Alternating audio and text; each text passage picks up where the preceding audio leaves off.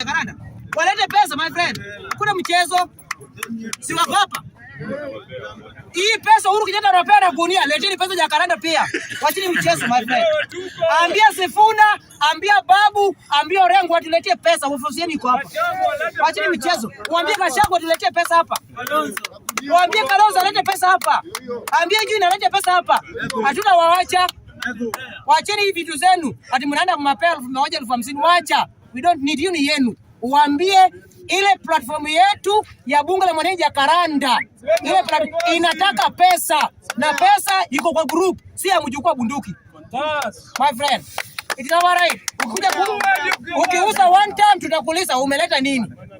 Hiyo si equal my friend. Hapo tuko serious business.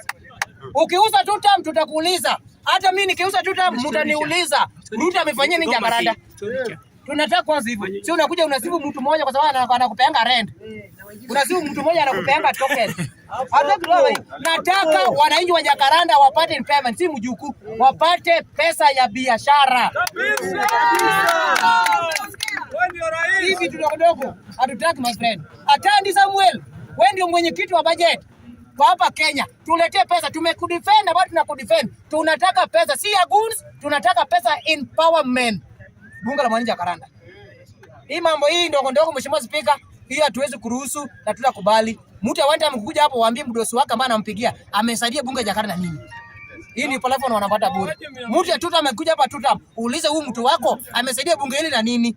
Kama kuna utalanga kutoa mambo ya tuta na tunawanta hapa to discuss politics ambayo inasaidia common mwananchi. Hii platform wameenjoy muda mrefu. Hiyo wameenjoy muda mrefu mheshimiwa Spika. Kama one time viongozi wao hata empower hii group, hakuna mambo ya one time hapa. To discuss politics about hospital, roads na hizo vitu zingine. Mtu atuta mpia sikuja hapa au kiongozi wangu kama hajasaidia group ya Jacaranda aende discuss na bibi yake kwa nyumba yake. Watu wamepata token muda mrefu kwetu. Hii bunge wametumia muda mrefu. Hata watu wa media kuna mwanasiasa mwanunulia kamera. Hakuna. Na wao ndio wanapost video zao zina trend.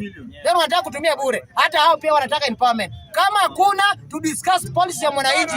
One time na two time mtu discuss kwa nyumba yake. Asante sana, Mungu awabariki.